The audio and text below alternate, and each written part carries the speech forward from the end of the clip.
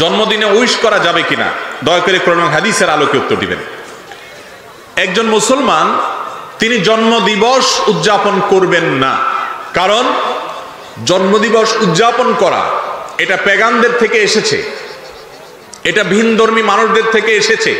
শুধুমাত্র তাদের থেকে এসেছে তা নয়, জন্মদিনকে কেন্দ্র করে যে কাজগুলো হয়ে থাকে, এমন কি এই যে আমরা আগুন জ্বালিয়ে থাকি, অনেকে জন্মদিনকে কেন্দ্র করে মোমবাতি জ্বালিয়ে থাকেন, কেক কাটাকাটি করে থাকেন, এই সবগুলো হুবহু এইভাবে এসেছে অনেকগুলো ভ্রান্ত বিশ্বাস থেকে। অনলাইনে সার্চ দিলে বিস্তারিত পেয়ে যাবেন এই জন্মদিবসের উৎপত্তি কোত্থেকে, কোন বিশ্বাসের ভিত্তিতে, কেনই বা এই মোমবাতি জ্বালানো হয়, কেনই বা কেক কাটা হয়, কেনই বা এই আনুষ্ঠানিকতা হয়, কেনই বা উৎসব করা হয়। এটা এমনিতেই হয় না, এর পেছনে ধর্মীয় বিশ্বাস কাজ করে ভিন্নদের। একজন মুসলমান কখনো অন্য ধর্মের মানুষের ধর্মীয় বিশ্বাস ধারণ লালন করতে পারেন, অন্তত তাদের সাথে সাদৃশ্য হয় সেজন্য এটাকে তিনি বয়কট করবেন। মুসলমান কখনো অযথা, অহেতুক এবং অযৌক্তিক কাজ করতে পারে না। মুসলমানের প্রত্যেকটা কাজের পিছনে কি থাকবে? যুক্তি থাকবে, কোনো একটা অবশ্যই তার পেছনে যৌক্তিক কারণ কাজ করবে।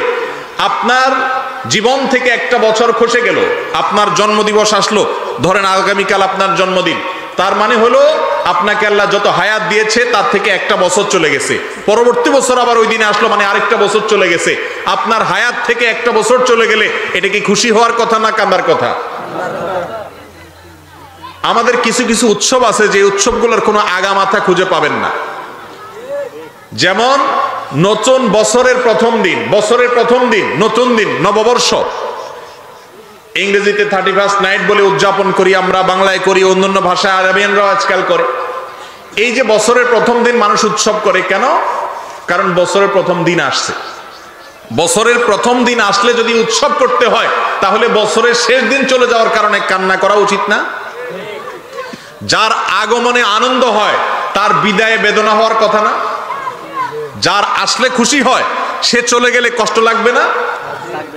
অথচ দেখবেন যারা এই নববর্ষ উদযাপন করে, আমাদের যুবকদের অনেকে উৎসব করে, তাদেরকে জিজ্ঞাসা করেন যে বন্ধু, তুমি যে বছরের প্রথম দিন আসার কারণে উৎসব করেছ, বছরের প্রথম দিন আসাটা, নতুন বছর আসাটা, এটা যদি আনন্দের কারণ হয়, তাহলে এই বছরটা চলে যাওয়া সেটা তো অবশ্যই বেদনার কারণ হওয়ার কথা। কই, তুমি তো তোমার জীবনে কখনো কোনো বছর চলে যাওয়ার কারণে, শেষ হওয়ার কারণে, আজকে বছরের শেষ দিন, কি করলাম এই বছরে আমি, এই কথা চিন্তা করি কখনো কাঁদো নাই? তাহলে তুমি হাসার দলে আছো, শুধু কাদার দলে। এই কাদার কোনো যৌক্তিকতা থাকতে পারে? যারা নিজেদেরকে বিজ্ঞান মনস্ক দাবি করে, যারা নিজেদেরকে দাবি করে যে তারা যুক্তি লজিকের বাইরে কখনো কোনো কিছু করে না, তারা ধর্ম পালনকারীদেরকে আঘাত করে, আক্রমণ করে নানা অজুহাত দিয়ে, এই লোকগুলো যখন এই সমস্ত অযৌক্তিক দিবস পালন করে এবং উদযাপন করে, তখন আর বুঝতে বাকি থাকে না যে তাদের কথা এবং কাজে মিল নেই। এজন্য কোনো মুসলমান জন্মদিবস উদযাপন করবে না। জন্মদিবস এটা উদযাপনের কিছু না।